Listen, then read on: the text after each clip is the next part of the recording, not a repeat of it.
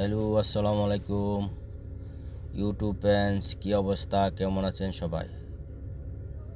আছে কিন্তু প্রচণ্ড ঠান্ডা, অনেক ঠান্ডা। ঠান্ডার কারণে মাফলার টুপি নিয়ে বসে আছি। যাই হোক, থ্যাংক ইউ ভেরি মাচ। আজকে আমার যে টপিকের আগে আমি বলতেছি, বিশেষ করে আজকে এটা গুরুত্বপূর্ণ কিছু কথা বলবো। তো এই জন্য আপনারা প্লিজ আমার ভিডিওটা বিশেষ সাবস্ক্রাইব করে বেল আইকন টাচ করে সাথে থাকবেন, আর হলো শেয়ার করে দিবেন। শেয়ার করলে কি হবে, অন্যরা দেখতে পাবে। আর লাইক করে দিবেন, আর ভিডিওটা ফুল দেখবেন। ফুল দেখলে কি হইব, যে আমার যে ওয়াচ টাইমটা আপনার হয়ে যাবে, কভার হয়ে যাবে। কিন্তু ফুল না দেখলে ওয়াচ টাইম কভার হবে না। যাই হোক, আবারও থ্যাংক ইউ ভেরি মাচ।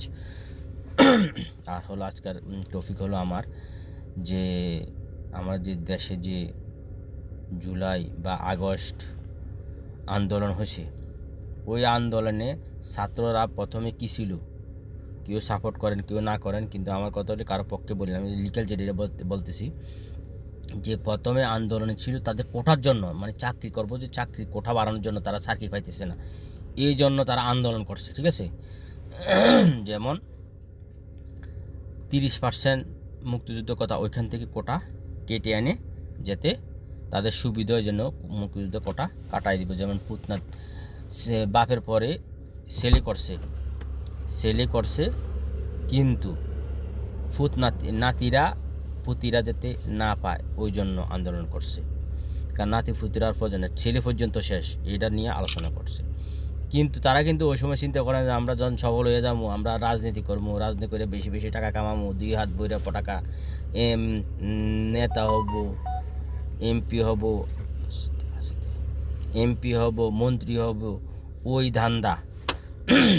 ধান্দা কিন্তু চিন্তা করে না ওই সময়। কিন্তু এখন যখন আন্দোলনে সাকসেস হয়ে গেছে, এখন কি করছে, ওই যে কোটা কিন্তু ভুলে গেছে। যে কোটার জন্য তারা আন্দোলন করছে ছাত্ররা, ওই কোটা ভুলে গেছে। আর হলো যারা আন্দোলন করে ওইখানে আহত নিহত হয়েছে, তাদের কথাও ভুলে গেছে। এখন সাজিতে অলরেডি জুলাই ফাউন্ডেশনের থেকে পদত্যাগ করে লাগছে। এটার অর্থ হলো যে আমরা তোমাদেরকে দেখব না, আমরা আমাদের চিন্তা করব, আমাদের যে পকেটে মোড়া টাকার বান্ডেল আসবে ওইটা দেখব। ওই ধান্দা আছে। এখন কি ধান্দা, এমপি হব, মন্ত্রী হব, ওই ধান্দা আছে, সরকার হব।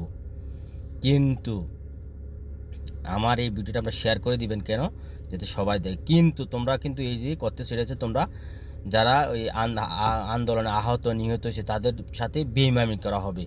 কারণ তোমরা ওইখান থেকে সরে আসো, তাদের উপর দিয়ে, তোমরা রাশের উপর দিয়ে এখন সরকারের যে নেতা মন্ত্রী এমপি মন্ত্রী হওয়ার চিন্তা করতেছো। এটা কিন্তু হারাম, আরবিতে বলে হারাম। এটা কিন্তু একদম হারাম কাজ, অসম্ভব কাজ কিন্তু। যাই হোক, কিন্তু তারা যদি শেষ পর্যন্ত সফল হইতে হলে রাত্রে ভোট ছাড়া কিন্তু সফল হইব না। রাতে যেরকম শেখ হাসিনা দিছে, রাতের ভোট করছে না, 1-2 নির্বাচনে রাতের ভোট দিছে, এটা এখন শেখ আমলিকে স্বীকার করে। রাতে যে ভোট দিছে, এই ভোটে যদি ছাত্ররা যারা সমন্বয়ক 300 আসনে এমপি প্রার্থী দিব, তারা যদি রাতের ভোট না দেয়, তাহলে কিন্তু পাস হইব না। তারা কিন্তু রাতের ভোট দিয়ে পাস হইব। পাস হওয়ার পরে আবার ওই যে 5 বছর 10 বছর 15 বছর পরে যখন তোমরা ক্ষমতা থেকে সরে যাবে, তখন তোমাদের কি অবস্থা হইব, হাড্ডি গুড্ডি ভাঙ্গা লাগবে ওই অন্য যে কোনো দল আসুক তখন। এখন তোমরা নতুন দল করবা, ফেব্রুয়ারিতে নতুন দল ঘোষণা করবে। এটা কিন্তু ফেব্রুয়ারিতে চলতেছে অলরেডি, ফেব্রুয়ারি লাস্টে এরকম একটা কথা কইছে। আর হলো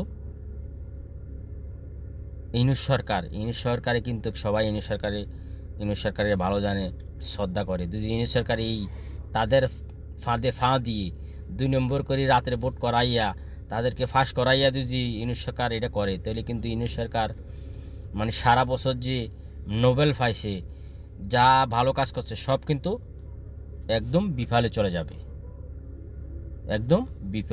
তখন আর কেউ দেখতে পারবো না, শুধু ছাত্ররা ছাড়া, যারা এমপি মন্ত্রী হবে তারা ছাড়া।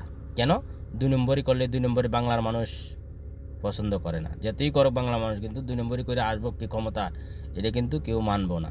ঠিক আছে, তো এই জন্য আমি বলবো সমন্বয়করে, তোমরা ওইখান থেকে বেরিয়ে আসো। বিশেষ তোমরা যে জুলাই হত্যাকাণ্ডের যে বিচার, ওই বিচারে থাকো, তোমরা বিচার পর্যন্ত থাকো, এর থেকে বেশি বাড়াবাড়ি করে নাও, বেশি দূরে যাও না।